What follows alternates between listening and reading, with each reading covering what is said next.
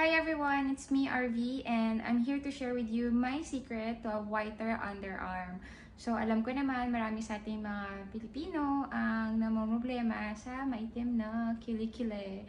So I'm here to give you advice, tips, and at the same time, a recipe of my homemade deodorant kung ano yung ginagamit ko sa kilikili ko. So bago natin simulan ng lahat, papakita ko muna sa inyo yung Helik Ho. There you go. So, ayan.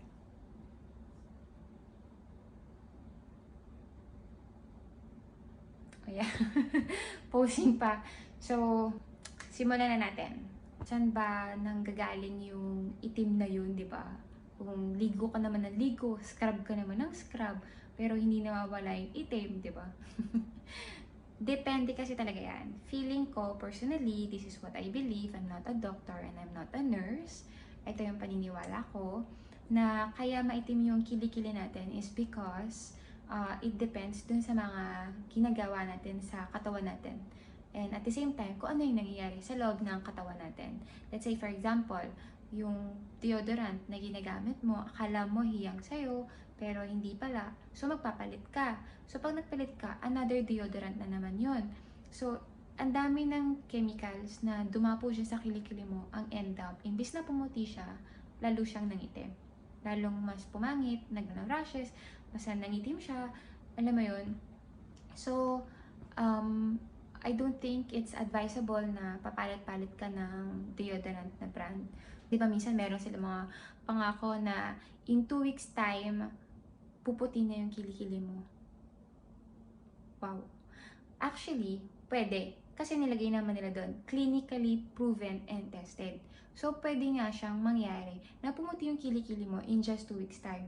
Pero, nagva-vary yan sa tao.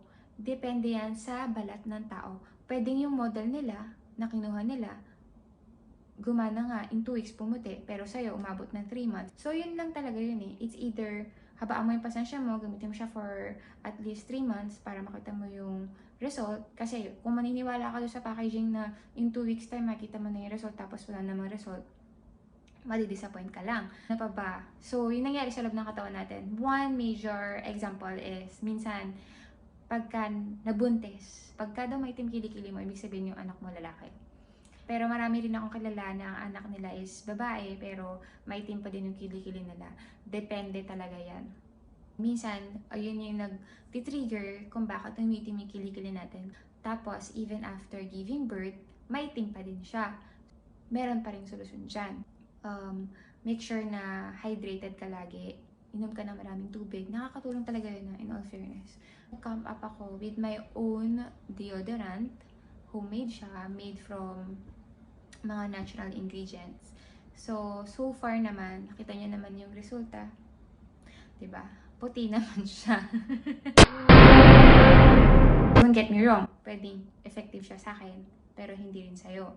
And at the same time, pwedeng yung mga ingredients na ginamit ko, allergic ka doon, bad yun. So, huwag mong gamitin. Make sure na lahat ng ingredients na babanggitin ko mamaya, make sure na hindi kayo allergic dyan. Kasi I don't want to be held responsible kung medyo mairita yung skin nyo and stuff. Kasi ako, gumana siya sa akin. And at the same time, hindi sensitive yung skin ko dun sa mga ingredients na yon.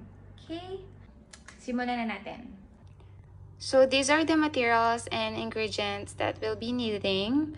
Of course, we're gonna need coconut oil, baking soda, cornstarch, and then this one, it's optional, essential oil, and I have here is a rose para lang to pampadagdag ng amoy dun sa deodorant na gagawin natin.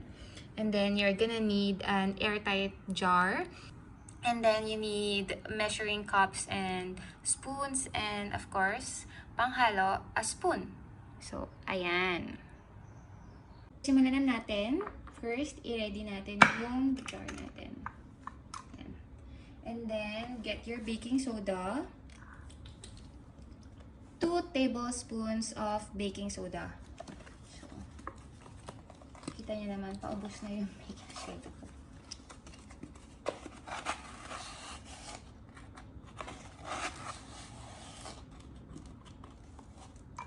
1,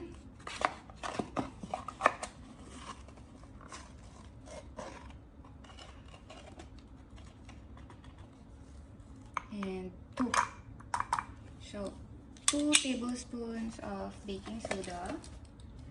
And then get your cornstarch.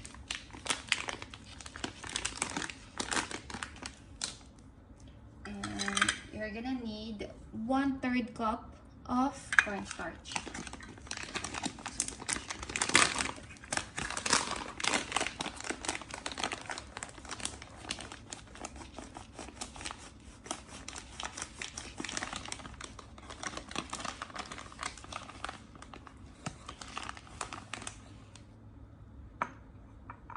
Oh my god, careful.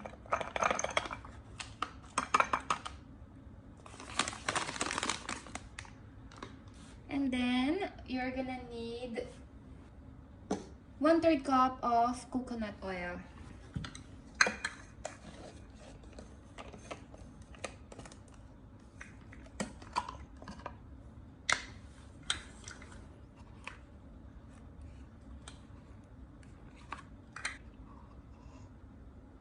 Just gonna transfer.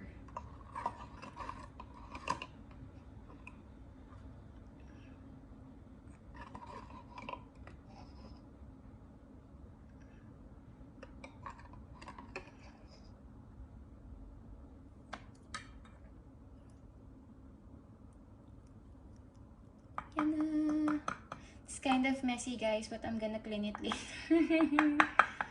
So, after that, you're just gonna stir it.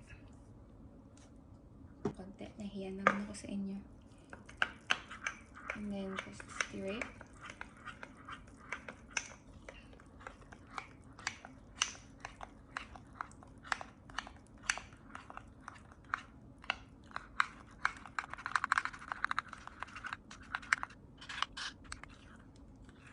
Guys, you have to make sure na sobrang halong-halo siya, na walang buo-buo.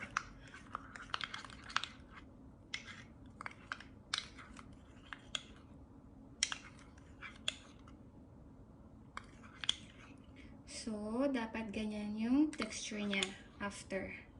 And now, lalagyan nyo na ng essential oil. So, like what I said earlier, this is optional. Yung essential oil is, if wala kayo, it's fine. Ano lang to, pampadagdag ng amoy. But, it doesn't really help sa pagpapaputi ng kilikili. So, I'm just gonna put, yes, a little bit amount. And then, we're gonna stir it.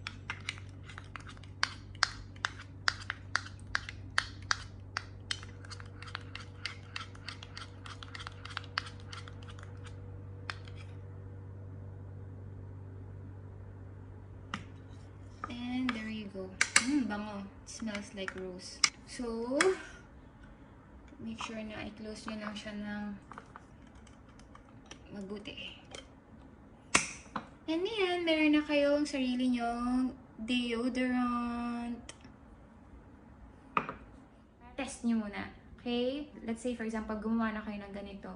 Lagay lang kayo ng very, very konti sa skin nyo. Huwag sa underarm. Sa skin nyo. Kapag hindi naman siya namula, most likely, pwede. So, guys, thank you for watching.